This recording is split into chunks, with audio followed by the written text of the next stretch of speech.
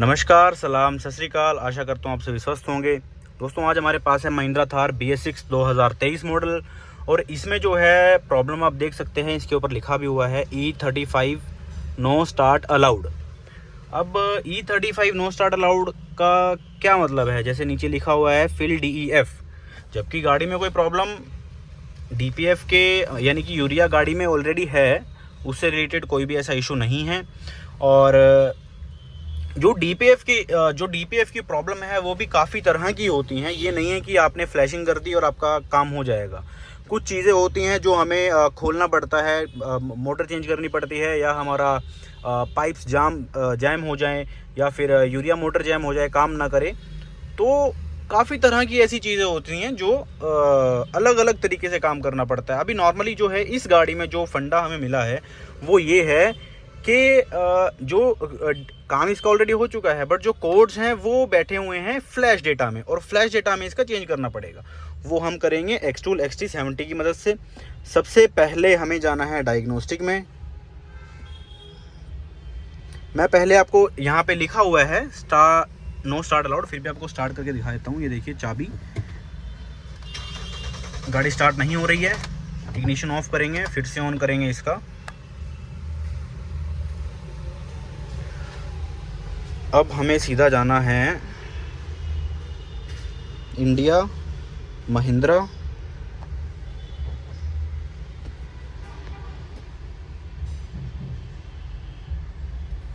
ECU flashing. अब हमें जाना है आई फ्लैश में।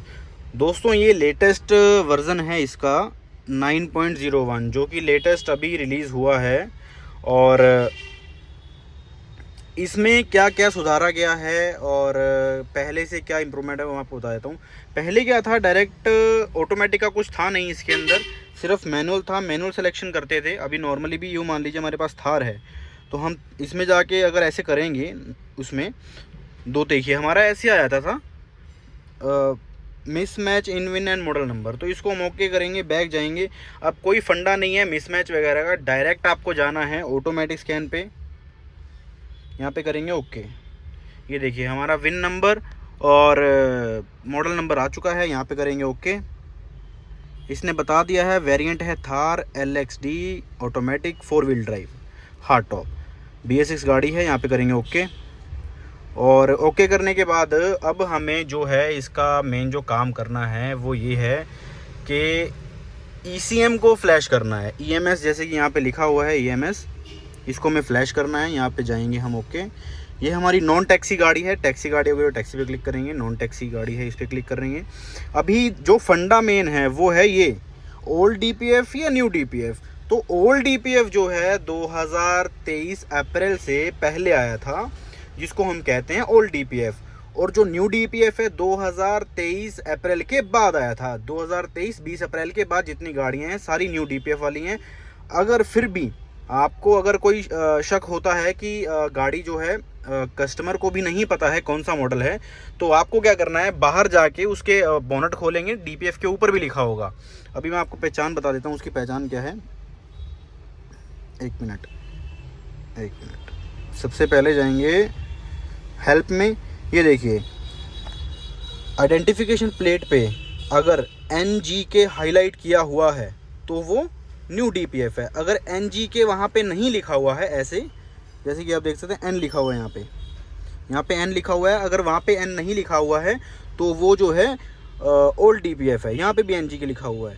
अगर NG के लिखा हुआ है तो वो न्यू DPF है, अगर NG के नहीं लिखा हुआ है तो वो ओल्ड DPF है। अब यहाँ पे करेंगे ओके, हम करेंगे न्यू DPF और यहाँ पे नॉर्मल डेटा सेट हमें इसमें डालना है। और दोस्तों, इसमें जो है एक और फंडा है वो है special SCR special data set. इसका जो है हम आपको नेक्स्ट वीडियो में बताएंगे। फ़िलहाल हम जो है इसको कंप्लीट कर लेते हैं, क्योंकि हमें भी इसके ऊपर स्टडी करना है। ऐसा ना हो कि हम इसको करें और हमारा काम ना हो। ठीक है जी, अब जाएंगे नॉर्मल डेटा सेट में, इसको करेंगे ओके। और ठीक है जी, यहाँ पे करेंगे यस। अभी फाइल लोडिंग हो रही है।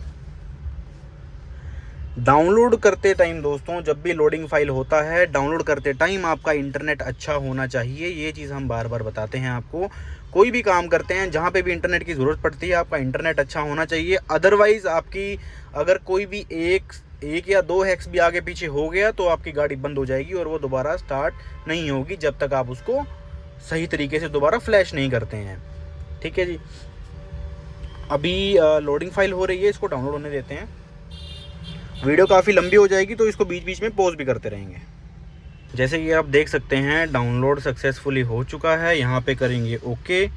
अब ये कम्युनिकेटिंग करेगा हमारे ECM के साथ। अभी कम्युनिकेशन हो चुका है। अब देखिए जो हमारा पहले वाला फ्लैश डेटा है इसके अंदर वो इरेज हो रहा है और अभी नया जो है राइट होना स्टार्ट हो गया है। 900 ब्लॉक है। आई थिंक हमें कम से कम 10 से 15-20 मिनट भी लग सकते हैं, तो वीडियो को बीच में पॉज कर देंगे।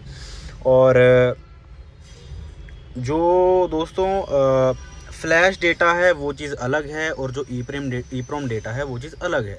अगर कभी भी आपकी गाड़ी में ईप्रोम डेटा के साथ छेड़खानी अगर कुछ भी होती है, कहीं भी आप eSIM को खुलवाते हो, वहाँ पे डेटा चेंज होता है, तो उसमें जो है स्कैनर का जो आप फ्लैशिंग करते हैं बार बार कि मैंने काम करवाया है, मैं फ्लैश कर देता हूँ ठीक हो जाएगा, वैसे ही ऐसा कुछ नहीं होता है। अगर ईप्रोम डेटा को छेड़ा गया है तो वो उसी तरीके से दोबारा करना पड़ेगा, तो जाके आपका जो है डेटा सेट होगा। और जो फ्लैश का डेटा है वो आप बायोबडी कर सकते हैं, ईप्रोम कभी भी बायोबडी नहीं होता है। अभी हमारा ये राइट हो रहा है, 80 समथिंग ब्लॉक्स हो चुके हैं, 961 ब्लॉक्स हैं। इसको कर देते हैं पॉज और जब ये हो जाएगा फिर इसको दोबारा वीडियो को स्टार्ट कर देंगे। तो ऑल फ्लैशिंग हमारा 900 समथिंग था वो हो चुका है। और जो यहाँ पे जो लिखा आया था फिक्सिंग चेकसम का जो है बहुत बड़ा रोल है इस काम में। अगर चेकसम का मतलब क्या होता है, आपने बाकी वीडियोस भी देखी होंगी ECU रीडर्स वगैरह की, उनमें भी बताया गया है। चेकसम का मतलब ये होता है कि जो आपकी फ़ाइल है वो फ़ाइल जो अभी राइट हो रही है वो पहले वाली के अकॉर्डिंग है या नहीं। यानी कि आपकी गाड़ी में जो फाइल डल रही है वो फाइल जो है अलग ना हो, उसमें कोई हेक्स मिसिंग ना हो। एक भी हेक्स आपका मिसिंग होगा तो आपकी गाड़ी के 90% चांस हैं बंद होने के, ECM के दोबारा फ्लैश ना होने के, ECM के डेड होने के। तो चेकसम का जो है ये इसमें काम होता है। वैसे कोई पॉइंट बनता नहीं था मेरा बताना, बट मैंने फिर भी आपको बताया है ताकि आप जो है आगाह हो जाओ, आगे से आपको पता हो कि ये चीज़ है क्या। तो जो बातें मैं बोल रहा हूँ दोस्तों उसको आप ध्यान से सुनिएगा, ये आपके बहुत काम आने वाली हैं। आगे आपको DPF के बारे में और भी बताऊंगा मैं, DPF में क्या होता है क्या नहीं होता है, और DPF जो है सूट मास्क किस तरीके से बनता है, किस किस चीज़ से बनता है, कैसे कैसे हमें दिक्कत आती है। तो सबसे पहले हम इसको होने देते हैं और वीडियो को कर देते हैं पॉज, ताकि हमारी वीडियो जो है ज़्यादा लंबी ना हो और आप लोग भी शॉर्ट में काफ़ी चीज़ें समझ जाओ। जैसा कि आप देख सकते हैं हमारा जो सेकंड पार्ट है, ब्लॉक जो हमारे राइटिंग हो रहे थे वो हो रहे हैं अभी भी और ऑलमोस्ट हो चुके हैं। इसमें जो है फर्स्ट पहले पार्ट हुआ उसमें 900 कुछ थे, सेकंड में 400 कुछ आए हैं। देखिए कंपेयरिंग चेकसम फिर से आ गया है जो मैंने आपको पहले बताया था। अभी हमारे लास्ट 33 ब्लॉक हैं। ये तीन बार होता है इसमें, फर्स्ट में 900 कुछ, सेकंड में 400 कुछ और तीसरे में 30 समथिंग, यानी कि 33-34 भी हो सकते हैं, 36 भी हो सकते हैं कुछ गाड़ियों में। और दोस्तों इसको होने देते हैं और मैं आपको जो है पॉइंट्स जो है दोबारा क्लियर कर दूंगा। एक बार ये हार्ड रीसेट हो रहा है, वेट फॉर 10 सेकेंड्स। ठीक है, इसकी वेट करेंगे पहले।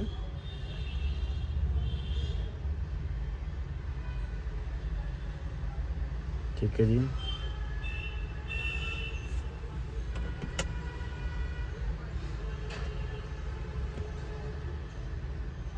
ये देखिए हमारा जो है फ्लैशिंग डन सक्सेसफुल हो चुका है। अभी टाइम जो हो रहा है वो हो रहा है 6:02। तो इसको हम 6:03 के लिए इग्निशन ऑफ करके छोड़ देते हैं। चाबी हमने इसकी बाहर निकाल ली है। आपने पहले गाड़ी की कंडीशन देखी थी, कंडीशन क्या थी, और अब मैं आपको कंडीशन दिखाऊंगा कंडीशन है क्या।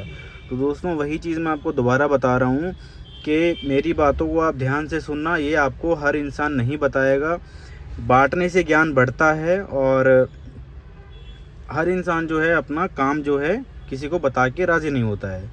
तो हमारा पहला जो पॉइंट था वो ये था इंटरनेट का, कभी भी फ्लैशिंग करनी है तो इंटरनेट अपना अच्छा रखना है।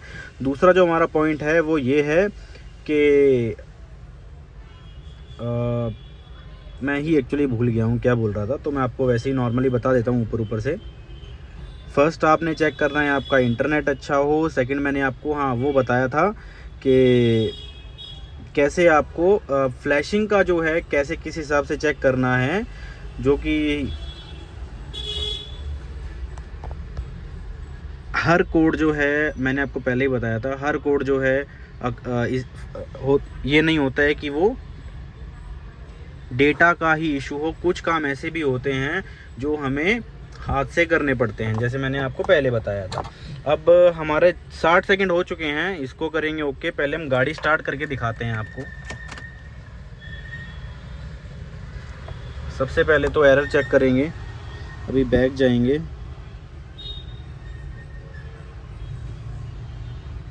Diagnostic, Thar, BS6 system selection. ये देखिए हमारा जो TCU टॉर्क ड्राइव वाला कोड आ रहा था, बाकी हमारे जो जितने कोड हैं वो जा चुके हैं। पहले जो कोड आ रहे थे, एक्चुअली मैं दिखा नहीं पाया पहले वीडियो में, बट मैंने आपको यहाँ पे दिखा दिया था क्या इशू था। अब वो नहीं आ रहा है फ्लैशिंग के बाद। सबसे पहले जो है DTC हमारे हम सारे क्लियर करेंगे। ये देखिए DTC सारे क्लियर हो चुके हैं और अब हम करेंगे गाड़ी को स्टार्ट। ये देखिए RPM से पता लग रहा है गाड़ी स्टार्ट हो चुकी है। ठीक है दोस्तों, और इसका जो है एक और सिस्टम जो है मैं आपको दिखाना चाहता हूँ।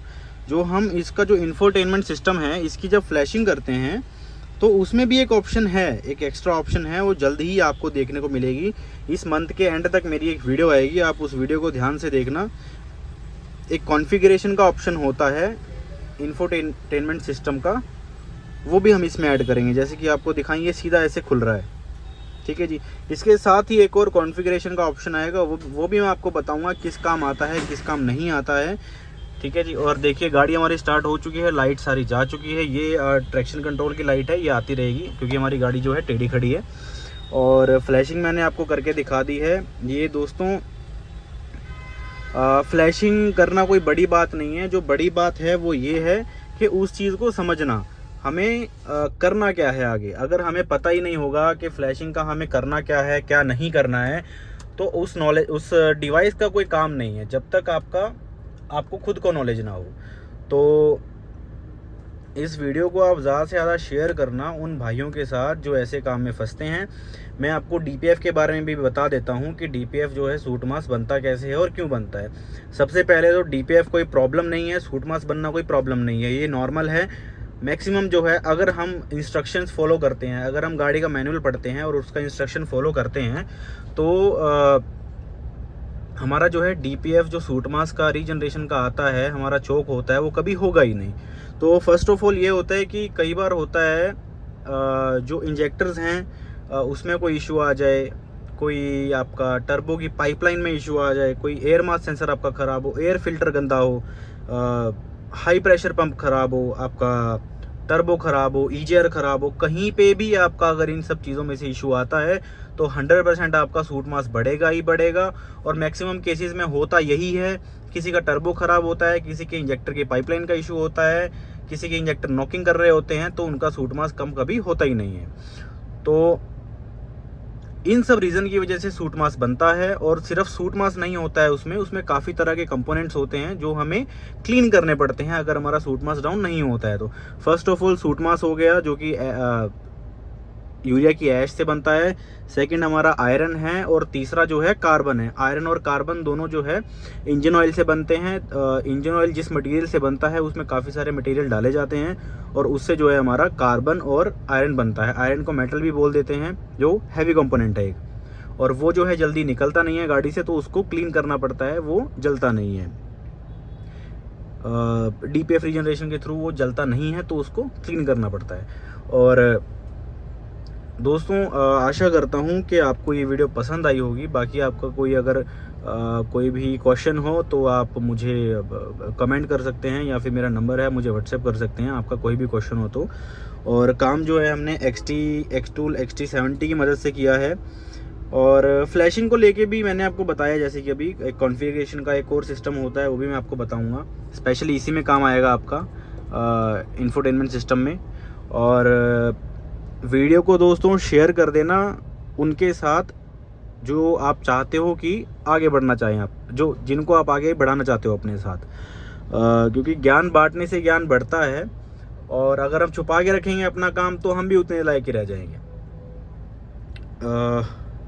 ठीक है दोस्तों, मिलते हैं अगली वीडियो में। तब तक के लिए जय हिंद, जय भारत।